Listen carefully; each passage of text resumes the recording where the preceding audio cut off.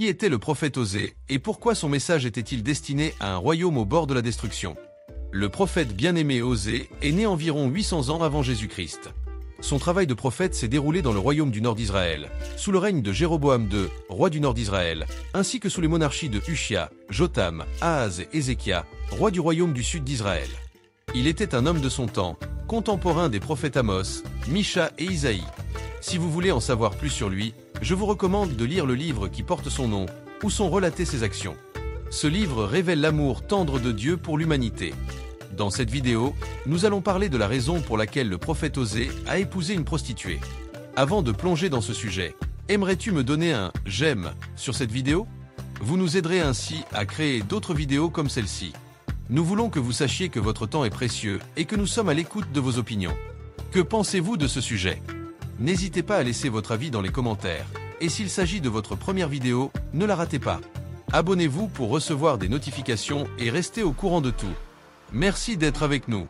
Commençons. Le prophète Osée est comme le prophète Jérémie du royaume du Sud. Jérémie a averti le peuple du royaume du Sud qu'il serait emmené en captivité à Babylone. Jérémie a vécu et a été témoin de cet événement, tout comme le prophète Osée. Osée a annoncé aux habitants du royaume du Nord qu'ils seraient également emmenés en captivité en Assyrie. Il en fut de même pour Osée, qui vécut et fut témoin de cette captivité. C'est pourquoi le prophète Jérémie et le prophète Osée avaient beaucoup de choses en commun. L'histoire du prophète Osée est une très belle histoire. Elle nous montre l'amour tendre de Dieu pour l'homme. Osée a été trompé, méprisé et blessé par sa femme Gomé, que Dieu lui avait demandé d'épouser. Que diriez-vous de lire ensemble Osée, chapitre 1, verset 2? Il y est dit, la première fois que le Seigneur parla par Osée, il lui dit, « Va, prends pour femme une prostituée, et fais-toi des enfants de prostitution avec elle. » Il semble que le pays se soit complètement prostitué, il s'est détourné du Seigneur. Dans ce verset, Dieu dit au prophète Osée de prendre une femme prostituée. Osée a obéi à l'ordre de Dieu. Le récit biblique nous apprend que le prophète Osée est allé chercher une femme nommée Gomé. On ne sait pas grand-chose de Gomé, mais il est intéressant de voir comment cette histoire nous invite à réfléchir sur les modes de vie et d'amour. Selon la Bible, elle était la fille de Diblin. Certains érudits pensent qu'elle était peut-être une prostituée du temple, ce qui était assez courant dans le culte d'Abaal. Le prophète Osée, suivant la volonté divine, l'a épousée et en a eu 3 enfants. Et comme si cela ne suffisait pas, c'est Dieu lui-même qui a choisi les noms des fils. Et ce, parce que chaque nom avait une signification prophétique pour Israël. Le premier fils d'Osée s'appelait Jesraël, ce qui signifie le châtiment de la maison de Jéhu par Dieu. Si vous aimez découvrir l'histoire biblique et son impact sur le monde d'aujourd'hui, n'hésitez pas à cliquer sur « J'aime » et à rejoindre notre communauté d'apprentissage.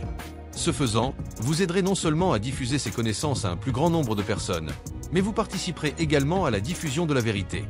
Votre soutien est essentiel pour que nous puissions poursuivre ensemble ce voyage fascinant à travers ces questions.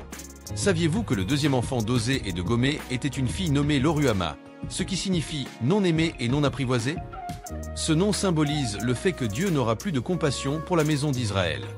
Le troisième fils d'Osée et de Gomé s'appelait Lo-Ammi, ce qui signifie « car vous n'êtes pas mon peuple, et je ne serai pas votre Dieu ». Dans le chapitre 2 d'Osée, il est dit que Gomé, après avoir eu 3 fils avec le prophète Osée, est retournée à la prostitution. C'est comme si elle se souciait peu de tout l'amour qu'Osée lui avait donné. Si vous voulez, nous pouvons lire ensemble le chapitre 2, verset 5, où il est expliqué que leur mère s'est prostituée et que celle qui les a enfantés s'est souillée.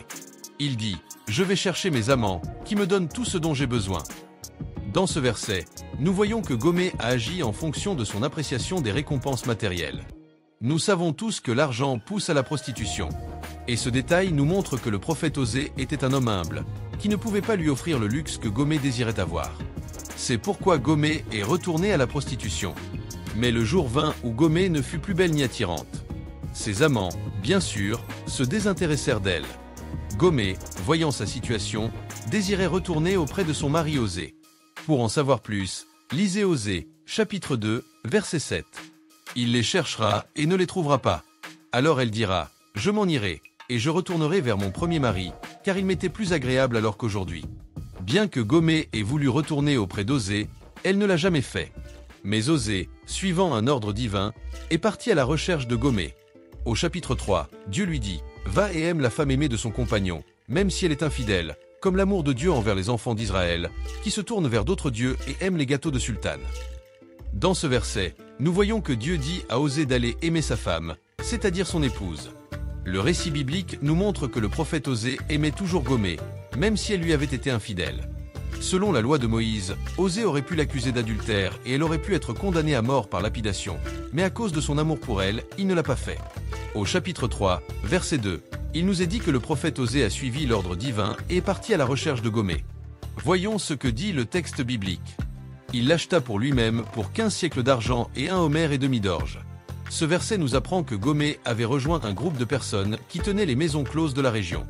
C'est pourquoi le prophète Osée a dû aller l'acheter pour la ramener chez elle.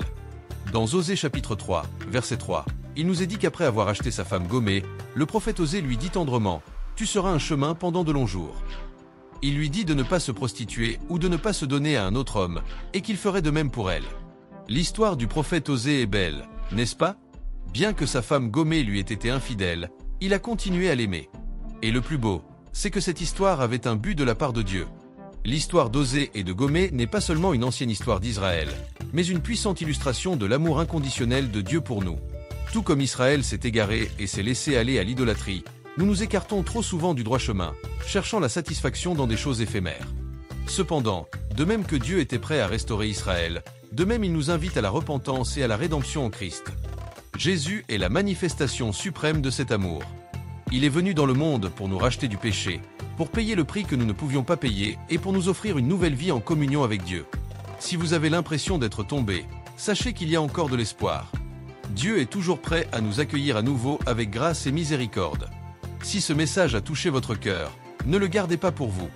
Partagez cette vidéo avec quelqu'un qui a besoin d'entendre parler de l'amour réparateur de Dieu. Et si vous n'êtes pas encore abonné à la chaîne, abonnez-vous maintenant.